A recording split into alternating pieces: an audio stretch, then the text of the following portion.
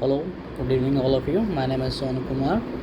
आज मैं बात करूंगा, अभी मैंने कुछ दिन पहले अपने एक यूट्यूब चैनल पर एक शॉर्ट्स वीडियो डाली थी। इसके अंदर मैंने कुछ इंपॉर्टेंट नोट्स शेयर किए थे about EIDPMS registration on RBI portal, जो कि अभी RBI ने मैंडेटरी कर दिया फॉर इम्पोर्टर एंड एक्सपोर्टर्स के लिए।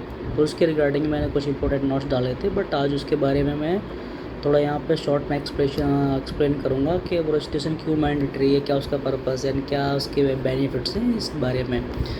तो बेसिकली क्या है कि जैसे कि जो भी एक्सपोर्टर होते हैं अपना एक्सपोर्ट करते हैं, एक्सपोर्ट के रिगार्डिंग जो डॉक्यूमेंट बनते हैं, जैसे कि उनका मेन जो होता है शिपिंग बिल होता है। देन शिपिंग बिल क्या होता है, वो कस्टमर जमा होता है। कस्टमर जमा होने के बाद देन आपकी शिपमेंट क्लियर होती है।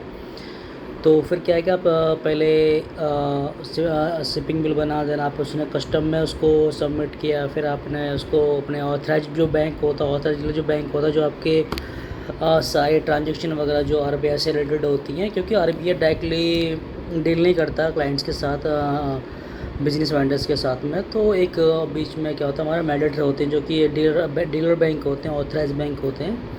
देन वहाँ पे आपको कॉपी सबमिट करनी पड़ती है। देन फिर वो सारा आपका प्रोसेस कंप्लीट होता है। तो पहले क्या था कि ये सब सारी चीज़ें सब वैसे ही होती थी, बट क्या था कि इसका जो एक्सेस होता था, जो उसका मॉनिटर सिस्टम होता था, तो कंपनी जो बिजनेस था उसके पास में नहीं होता। ये सारा सिस्टम जो होता था ये उनके ऑथराइज बैंक करते थे।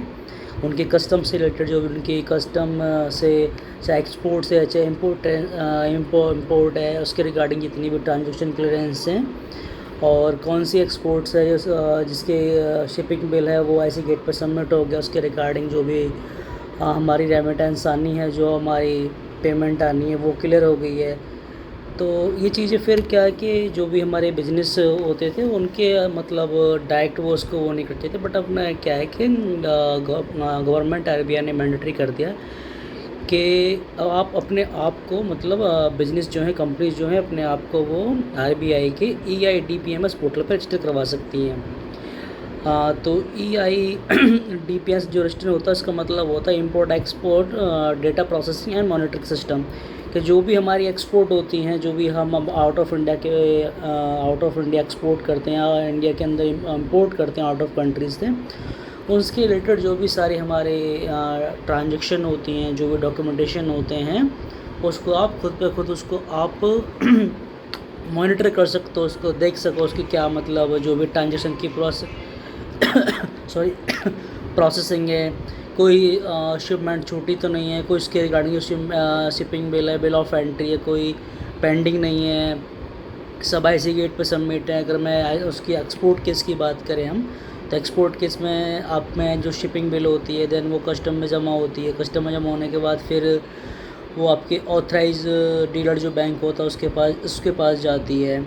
और फिर क्या है कि जो उसकी फिर बिजनेस जो होते हैं अपने रिटर्न डालते हैं, जो भी उनके अकाउंट्स होते हैं, जैसे कि GST रिटर्न डालेंगे तो first of all GST return जाती है, इसके अंदर सेल जाती है। जैसे कि एक्सपोर्ट है तो उसके अंदर फिर सेल के अंदर सभी कुछ चीज़ आती हैं, जो भी आपके एक्सपोर्ट हुई है, एक्सपोर्ट के उसमें आपका शिपिंग बिल मेंशन होता है, शिपिंग बिल डेट होती है कि आपकी शिपमेंट कब क्लियर हुई, एक शिपिंग बिल बनता है।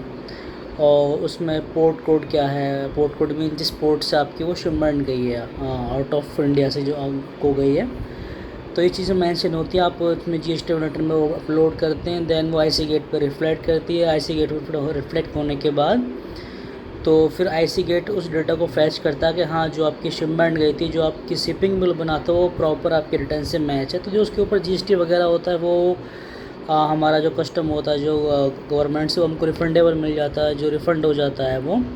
तो इस सब चीज़ को प्रोसेस करने के लिए, मॉनिटर करने के लिए, एज ए ट्रैक पे लाने के लिए कि मतलब खुद बिजनेस भी चीज़ को मॉनिटर कर सके, देखते। तो इसके लिए रजिस्ट्रेशन मैंडेटरी किया है। और इम्पोर्टर के केस में भी, इम्पोर्टर केस में क्या है कि जो कंपनीज़ है, जो बिज़नेस है, जो out of origin out of means जो आउट ऑफ कंट्री से परचेज़ करते हैं, तो उसके रिगार्डिंग क्या बिल ऑफ एंट्री आती है। बिल ऑफ एंट्री में क्या है कि सबको डिटेल मेंशन होती है कि क्या चीज़ इम्पोर्ट हुई, सब कुछ।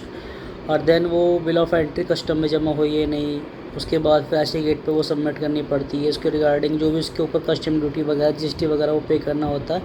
तो इस सारी फॉर्मेलिटी, सारा प्रोसेस जो भी कंप्लीट हुआ है, नहीं कुछ भी चीज़ पेंडेंसी नहीं है, इस चीज़ को मॉनिटर करने के लिए, इस चीज़ को करने के लिए सब कुछ। तो इसीलिए आरबीआई ने और फेमा का कंप्लाइंसेस है उन्होंने इसको मैंडेटरी किया है कि बिजनेस अपने आप को आरबीआई के EIDPS पोर्टल पर रजिस्ट्रेशन करा लें, ताकि हमारा कोई भी शिपिंग बिल, कोई भी ट्रांजैक्शन, चाहे इंपोर्ट की हो चाहे एक्सपोर्ट की, कोई मिस ना हो जाए। जैसे कि पहले क्या होता था कि ये सब चीज़ें डायरेक्टली जो कंपनीज है, बिजनेस है, उनके हाथ में नहीं होती थी। उनके जो ऑथराइज बैंक है वो सब कुछ मैनेज करते थे। सपोज़ आप एक्सपोर्ट कर रहे हैं, आप आउट ऑफ इंडिया सेल कर रहे हैं, तो आपकी जो सेल होती है उसके रिगार्डिंग जो आपके डॉक्यूमेंट्स बनते हैं, कस्टम क्लियरेंस बनते हैं और शिपिंग बिल बनते हैं, वो शिपिंग बिल पहले आप अपने कस्टम में उसको जमा कराते हैं, फिर उसकी रिटर्न जाती है, देन वो आपको IC गेट पर सबमिट करने पड़ते हैं। और फिर उसके रिगार्डिंग जो पेमेंट्स आती हैं, जो आपको आउट ऑफ इंडिया से जो रेमिटेंस आती हैं, जिसको हम अगर ट्रेडिंग करते हैं, अगर बिजनेस जो कंपनीज अगर वो ट्रेडिंग करती है, तो ट्रेडिंग केस में जो एक्सपोर्ट के अगेंस्ट जो पेमेंट आती है, जो रेमिटेंस आती है, उसको बोलते हैं BRS, बैंक रियलाइजेशन सर्टिफिकेट।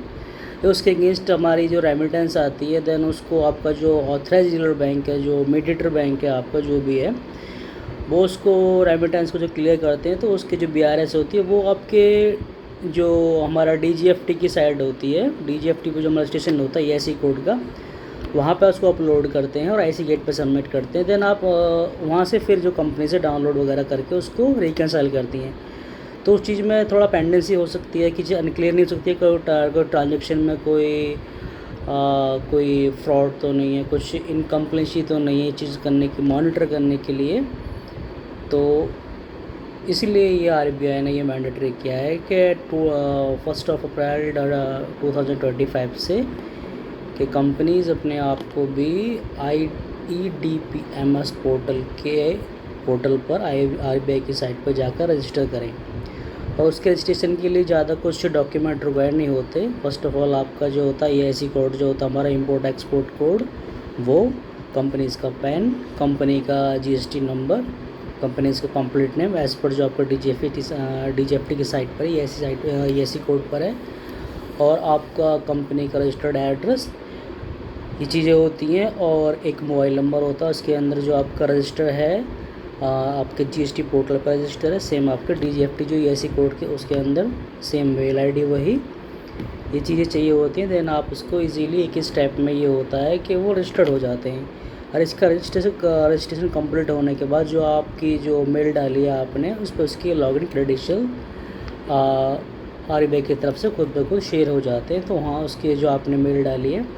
और हाँ, इस केस में आपको ये ध्यान रखना है, जब आप EIDPS पोर्टल पर रजिस्ट्रेशन करेंगे RBI के पर, उसके अंदर जो डिटेल फिल करनी होती हैं वो एज़ पर आपके EIC कोड के अकॉर्डिंग होती हैं। जो आपके जो DGFT की साइट पर जो कंपनीज़ का इंपोर्टर एक्सपोर्टर का जो रजिस्ट्रेशन है, उस पर जो डिटेल्स आपकी हैं, चाहे वो कंपनी का नेम है, चाहे एड्रेस है, चाहे उसके अंदर ईमेल एड्रेस है और मोबाइल नंबर, वो आपकी एज इट इज़ सेम होनी चाहिए, बिल्कुल एग्जैक्ट जो आपके GST की साइट पर है।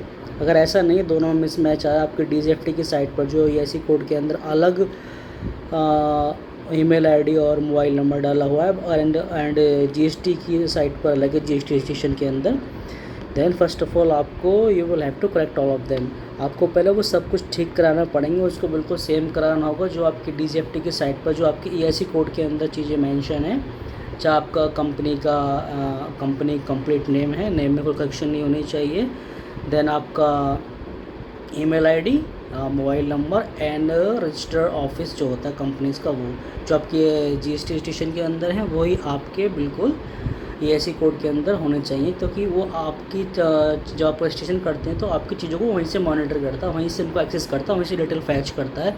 अगर उसके अंदर कोई भी इनकरेक्शन कुछ मिलता है या कुछ इनकम्प्लीट है, कुछ चीज़ें गलत होती है, तो आपका रजिस्ट्रेशन नहीं होगा, वो आपको बाय डिफ़ॉल्ट खुद ही साइट मना कर देगी, वो आप रजिस्टर नहीं कर पाओगे। तो बेसिकली फाइनली यही मैं कहना चाहूँगा, इसके अंदर यही किया है गवर्नमेंट ने, RBI ने, कि आप जो कंपनी है जो बिजनेस हैं, इसलिए उनको सेल्फ रजिस्टर करना मैंडेटरी है, ताकि वो उन चीज़ों को मॉनिटर कर पाएँ। Shipping bills, bill of entries, कोई भी हमारी पेंडेंसी नहीं है, कोई पेंडिंग नहीं है, कोई ट्रांजेक्शन हमारी अनक्लियर नहीं है, किसी के अंदर फ्रॉड्स या कुछ मिसमैच या कुछ करेक्शन की वो नहीं है, उस चीज़ को मॉनिटर करने के लिए RBI एंड फैमा ने इंपोर्टर एंड एक्सपोर्टर के लिए RBI की साइट पर EIDPS पोर्टल पर इसका रजिस्ट्रेशन मैंडेटरी किया है। ठीक है, और आपको वीडियो अच्छी लगी हो, आपकी नॉलेज के लिए हो, तो अगर आपको किसी के साथ को शेयर करना है तो वीडियो को ज़्यादा से ज़्यादा शेयर करें, लाइक करें। अगर if you are watching my video first time then subscribe my channel and press the bell icon. अगर आपको इसी जो मैंने अभी बताया आपको EIDPS पोर्टल रजिस्ट्रेशन के रिगार्डिंग कोई भी क्वेरी है, कुछ भी क्वेश्चन है, कुछ भी लगा जो मैंने गलत बताया, जो आपको लगा कि हाँ ये ठीक है, नहीं इसमें ऐसा नहीं ऐसा है, तो वो भी आप मुझे कमेंट करके बताएं ताकि मुझे पता चले कि हाँ मैंने कहाँ पे गलती की, कहाँ। ठीक है, ओके, थैंक यू, मिलते हैं नेक्स्ट वीडियो में।